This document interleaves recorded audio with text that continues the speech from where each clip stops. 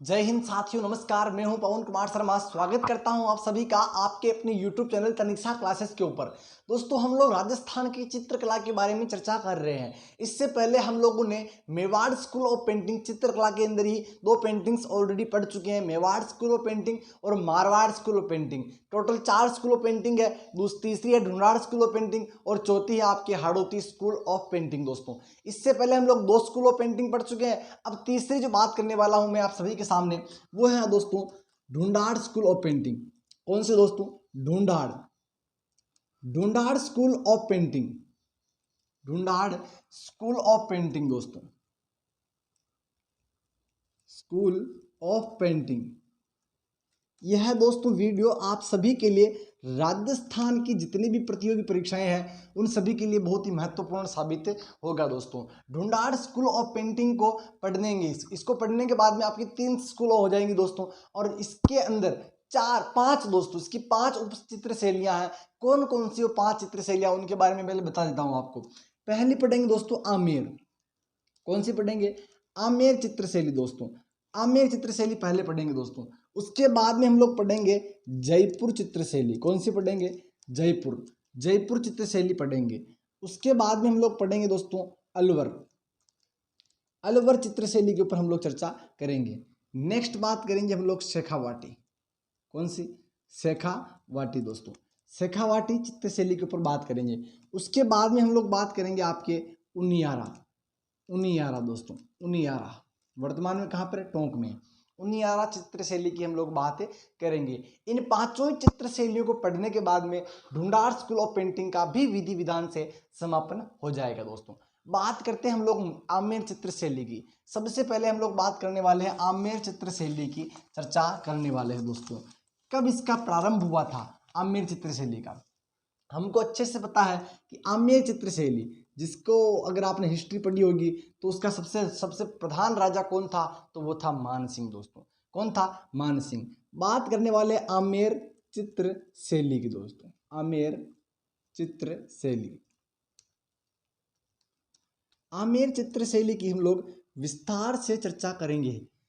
आमेर चित्र शैली की बात करते हैं। प्रारंभ काल किस राजा का शासनकाल था? प्रारंभ काल था दोस्तों मानसिंह प्रथम का प्रारंभिक काल था। अब चूंकि मानसिंह प्रथम आपके अकबर के समकालीन थे, अकबर के बहुत ही विश्वसनीय आदमी थे। अकबर इनको अपना फर्जन भी कहते, मतलब दत्तक पुत्र भी कहते थे, गोद लिया हुआ पुत्र भी कहते थे। तो अब अगर मानसिंह उसके प्रारंभ में आपके उसके दोनों के टच में रहेगा, अकबर के टच में रहेगा, तो सबसे ज्यादा सर्वाधिक कोई शैली अगर प्रभावित है मुगल शैली से तो वह आपकी कौन सी है? आमेर चित्र शैली दोस्तों। आमेर चित्र शैली आपके सर्वाधिक प्रभावित है मुगल चित्र शैली से। मुगल शैली से सर्वाधिक यह प्रभावित है। उसके बाद हम लोग बात करते हैं आपकी प्रारंभ काल हो गया मानसिंह प्रथम का। स्वर्ण काल किस राजा का शासन काल माना जाता है? तो स्वर्ण काल आपके दोस्तों मिर्जा। मिर्जा मतलब 3 मुगल शासकों की सेवा करने वाला शासक मिर्जा राजा जय सिंह का शासन काल आपके आमेर चित्र शैली का स्वर्ण काल माना जाता है। प्रधान रंग कौन सा है दोस्तों? तो प्रधान रंग यह वही रंग है दोस्तों जिसको आपके क्या नाम उसका स्टैनली रीड ने क्या कहा था कि गुलाबी रंग। दोस्तों, गुलाबी रंग नहीं, वो गेरुआ रंग है जिसे प्राकृतिक रंग भी कहते हैं। तो आमेर चित्र शैली का प्रारंभ काल मानसिंह प्रथम, स्वर्ण काल मिर्जा राजा जय सिंह, और दोस्तों आपका प्रधान रंग कौन सा हो जाएगा? तो हो जाएगा गेरुआ रंग दोस्तों। ठीक बात है। उसके बाद में प्रमुख चित्रकार कौन कौन से हैं?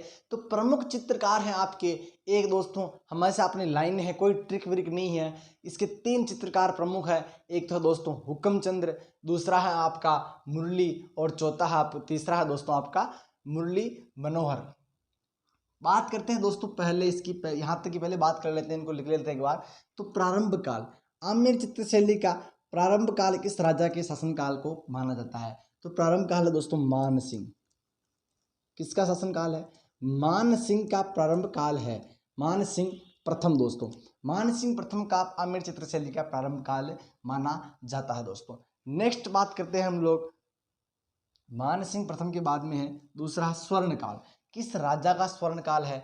तो वह है आपका दोस्तों मिर्जा राजा। मिर्जा राजा जय सिंह। मिर्जा राजा जय सिंह का जो शासनकाल है वह आपके आमेर चित्रशैली का स्वर्ण काल माना जाता है। ठीक है, मानसिंह प्रथम का प्रारंभिक काल, मिर्जा राजा जय सिंह का स्वर्ण काल। प्रधान रंग कौन सा है दोस्तों? तो आमेर चित्रशैली का प्रधान रंग है आपके गेरुआ रंग दोस्तों। कौन सा? गेरुआ। गेरुआ या इसी को कह सकते हैं दोस्तों प्राकृतिक रंग है। कौन सा रंग है? प्राकृतिक रंग। प्राकृतिक रंग दोस्तों, गेरुआ रंग या प्राकृतिक रंग दोस्तों। अब बात करते हैं प्रमुख चित्रकार कौन कौन से हैं। प्रमुख चित्रकार है दोस्तों, इसको एक जोड़ा आपको बस ध्यान में रखना है, और वह कैसे याद रखना उसको मैं बता रहा हूं कि दोस्तों हुक्म आया। क्या है? हुक्म आया दोस्तों। किसका आया? तो हुक्म आया आपके, हुक्म आया मुरारी का। हुक्म आया मुरारी का, तो क्या बजी? मुरली।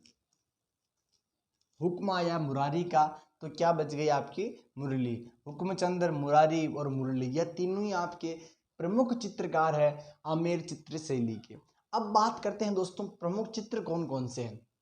प्रमुख चित्रों के ऊपर हम लोग बातें करने वाले हैं दोस्तों। इसके कुछ खास चित्र नहीं दोस्तों, 3-4 ही चित्र है। उन 3-4 ही चित्रों को आपको ध्यान में रखना है दोस्तों। ये थी आपकी अभी तक की बातें। मानसिंह प्रथम जिसका शासनकाल है आमेर चित्र शैली का, स्वर्ण काल मिर्जा राजा जय सिंह का है, और प्रधान रंग हो जाएगा गेरुआ या जो है कि प्राकृतिक रंग है। उसके बाद हम लोगों ने बात करी थी प्रमुख चित्रकार की, और अब जो है कि बात करने वाले हैं चित्र दोस्तों। चित्र कौन कौन से आमेर चित्र शैली के अंदर? पहला है दोस्तों सफेदा वृक्ष का चित्रण। कौन सा? सफेदा। सफेदा वृक्ष का चित्रण। सफेदा वृक्ष का चित्रण दोस्तों। सफेदा वृक्ष का चित्रण क्या होता है? सफेदा दोस्तों अगर आपको मालूम है तो आजकल वर्तमान में क्या हो रहा है, इंदिरा गांधी जो नहर है उसके जो आसपास का इलाका है दोस्तों, ये इंदिरा, मान के चलो ये इंदिरा गांधी नहर है, तो इसका जो आसपास का इलाका है ये वाला, ये आसपास का इलाका दोस्तों सबसे ज़्यादा लवणीय हो गया है, सबसे ज़्यादा यहाँ कीचड़ हो गया दोस्तों। ये इंदिरा गांधी नहर है, क्योंकि पानी का रिसाव हो रहा है यहाँ से, और रिसाव हो रहा है तो आसपास की जो जगह है वो लवणीय हो गई दोस्तों। इसकी जो आपकी उर्वरक क्षमता है दोस्तों वह कम हो गई, खत्म हो गई, और लवणीय हो गई जगह। तो उसकी वजह से यहाँ पर सफेदे के वृक्ष लगाए जा रहे हैं। उससे क्या होगा, यह दोस्तों कीचड़ को सोख लेता है, जो पानी होता है उसको सोख लेता है। तो ठीक है दोस्तों, ये सफेदा वृक्ष का चित्रण है। ये सफेदा व्हाइट कलर का पौधा होता है दोस्तों, सफेद। इसकी जो चमड़ी होती है, सतह होती है, ये वाली जो सतह होती है दोस्तों, ये वाली सतह जो होती है ये वाइट होती है बिल्कुल। ठीक है, और पान इसके लंबे होते हैं पत्ते दोस्तों। ठीक है, सफेदा वृक्ष का चित्रण। दूसरा चित्र है दोस्तों आपके रज्जबनामा। किसका? रज्जबनामा का चित्रण दोस्तों। रज्जबनामा। रज्जबनामा का चित्रण। रज्जबनामा क्या है दोस्तों? तो बस कुछ नहीं है, महाभारत का फारसी अनुवाद है दोस्तों। क्या है? महाभारत का फारसी अनुवाद। महाभारत का फारसी अनुवाद दोस्तों।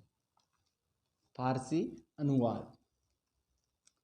रज्जबनामा क्या है? महाभारत का फारसी अनुवाद है दोस्तों। महाभारत का फारसी अनुवाद ही आपके क्या है दोस्तों? रज्जबनामा है। तीसरा है दोस्तों कवि बिहारी द्वारा, कवि बिहारी द्वारा रचित बिहारी सतसही का चित्रण। क्या है दोस्तों? कवि बिहारी द्वारा रचित बिहारी सतसही। बिहारी सतसही। बिहारी सतसही का चित्रण। का चित्रण ठीक है, किसके द्वारा रचित है? तो कवि बिहारी द्वारा। क्या रचित है? बिहारी सतसही। क्या है उसका? तो चित्रण है दोस्तों। उसके चित्र भी इस चित्र शैली के अंदर बने हुए हैं दोस्तों। ठीक है, रज्जबनामा का चित्रण, महाभारत का फारसी अनुवाद है ये। ठीक है, रज्जबनामा का चित्रण है ये। क्या है? सफेदा वृक्ष का चित्रण। यह तीनों ही चित्र इसके अंदर प्रमुख है दोस्तों, विशेष है। 3 ही चित्रकार है और तीनों ही चित्र है दोस्तों। ये थी आपकी आमेर चित्र शैली। एक बात इससे संबंधित इंपॉर्टेंट है, और वह कौन सी बात है उसको भी मैं नोट करवा के लिख देता हूँ दोस्तों, कि आपके आमेर जो चित्र शैली है, मैंने पहले स्टार्टिंग में बता दिया था कि आमेर चित्र शैली है यह आपके मुगल शैली से दोस्तों। क्या है? मुगल शैली से सर्वाधिक प्रभावित चित्र शैली है दोस्तों। सर्वाधिक प्रभावित मुगल चित्र शैली से सर्वाधिक प्रभावित चित्र शैली है दोस्तों। कौन सी है? आम्र चित्र शैली। ये थी आम्र चित्र शैली जी कुछ इंपॉर्टेंट बातें दोस्तों। एक बार वापस से मैं इसको रिकॉल कर देता हूँ आप सभी के सामने कि आम्र चित्र शैली जो है दोस्तों क्या है? आम्र चित्र शैली। इसके वापस से बात कर लेते हैं। आम्र चित्र शैली जिसका प्रारंभ काल मानसिंह प्रथम का शासनकाल माना जाता है। स्वर्ण काल मिर्जा राजा जय सिंह का दोस्तों। स्वर्ण काल जो मिर्जा राजा जय सिंह है जिसने 3 मुगल बादशाहों की सेवा करी थी। मिर्जा दोस्तों क्या नाम है? अगर इसको अपन तोड़ के लिखे तो मी र और जा। शब्द के अंदर 3 अक्षर है और तीनों अक्षर में समझ लीजिएगा मिर्जा यानी 3 मुगल शासकों की सेवा करने वाला शासक। इसका शासनकाल आपके आम्र चित्र शैली का स्वर्ण काल माना जाता है। प्रधान रंग कौन सा है? गेरुआ रंग प्रधान रंग है। गेरुआ यानी प्राकृतिक रंग दोस्तों। आपके जो केलू होता है, केलू उसके आकार उसकी जो कलर होता है वैसा ही कुछ गेरुआ रंग होता है, अगर आप केलू को जानते हो तो।